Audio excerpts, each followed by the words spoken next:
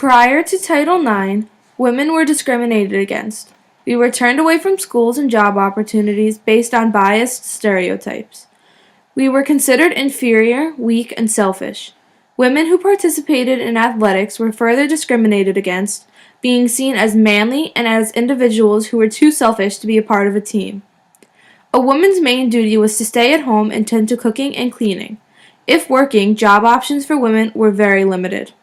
Most were pushed towards becoming a teacher or a nurse, but never a principal or a doctor. In a male-dominated society, the women of America needed someone to stand up for them, someone to step up to the plate and help them fight for equality. Even before Title IX, women began seeking help from the government. In the 1960s, the Civil Rights Act of 1964 was written in order to end discrimination in various areas such as religion, race, color, and national origin. Luckily for women, the act also prohibited sex discrimination in the fields of employment. Although discrimination against sex in education and federally assisted programs were not prohibited in the Act of 1964, it still energized the women's rights movement that had become relatively slow since women's suffrage in the 20s. In 1967, while President Johnson was preparing to make clarifications to the Act of 1964, the National Organization of Women convinced him to include women's rights in the executive orders. Most notable of these was Executive Order 11375, which required all entities receiving federal contracts to end discrimination on the basis of sex in hiring and employment. In 1969, Bernice Sandler used Executive Order 11375 to help her fight for her job at the University of Maryland. She used inequalities amongst male and female employees such as pay, rank, admissions, and much more in order to file 269 complaints against colleges and universities in the United States. In 1970, Bernice joined Representative Edith Green's subcommittee on higher education of the Education Labor Committee and sat in on congressional hearings whenever women's rights were discussed. It was in these hearings that the two women proposed Title IX. Representative Green went on to assist Representative Patsy Mink in authoring an early draft of Title IX. Soon after, Title IX became well known and gained a lot of support. The first person to introduce Title IX openly in Congress was its final author, Senator Birch Bayh. He was involved in many constitutional issues involving women's rights, including the Equal Rights Amendment and the Higher Education Act of 1965. Together, Birch Bayh, Edith Green, Patsy Mink, and Bernice Sandler were the driving forces in passing Title IX. It's always been my belief that no matter how many laws we passed or how many constitutional amendments we were successful in having ratified, that the major problem in any society was the attitudes that people grew up with or were made to believe were sacred traditions of their civilization.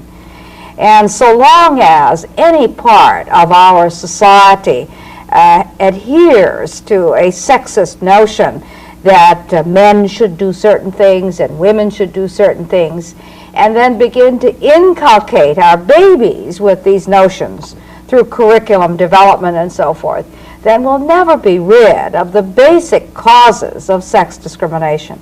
So the Women's Educational Equity Provision, which is designed to provide monies for small groups, institutions, women's organizations, school systems, universities, whatever, to try to grapple with this problem, do some very intensive work in curriculum revision textbooks. Why do all of the women, for instance, in a child's primer have to be pictured as homemakers with aprons on in the kitchen? Never anything very exciting beyond being a nurse. The doctor is always a man. The lawyer, the engineer, the statesman is always a man. And this is the kind of very subtle way in which, in my view, girls and women are discouraged from fulfilling their potential.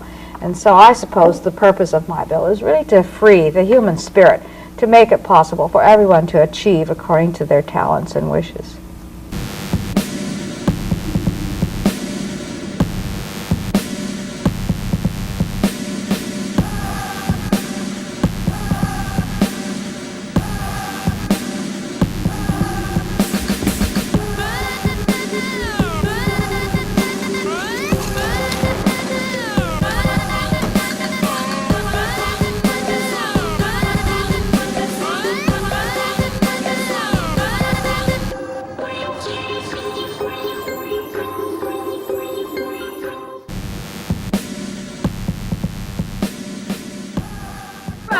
men, of course, is equal rights. Equal rights to have a job, to have respect, to not be viewed as a piece of meat.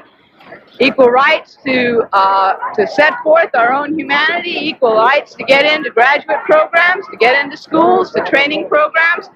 We're the bottom third of the employment in terms of pay. We represent, nonetheless, 34% of the workforce, yet we're the first to be laid off and the last to be hired. There aren't frivolous demands at all. We just want what men have had all these years.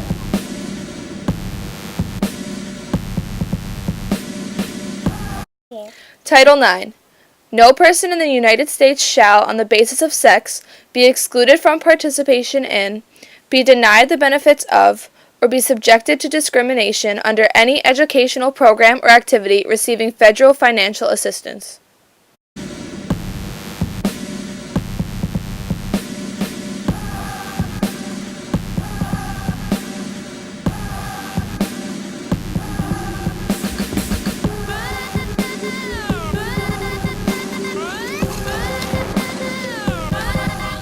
If I didn't have the right to learn, I would probably be a much more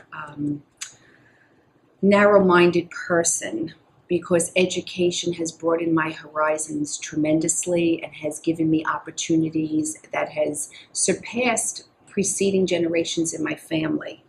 And I think that has made me a more well-rounded person.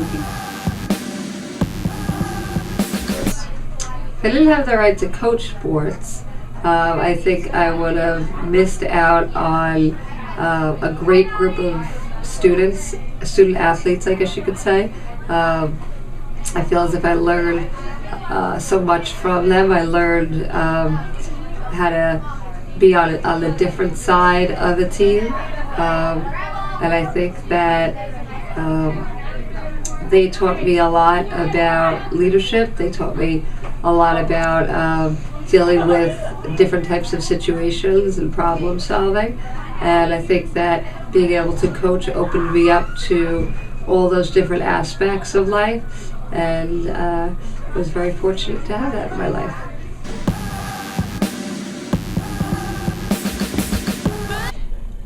Not a higher form of education that has made me a leader, and not just in my work, but also in my life. Like, I go and I participated in sports, and still now, I travel the world. I've done creative things. I'm able to contribute to my family.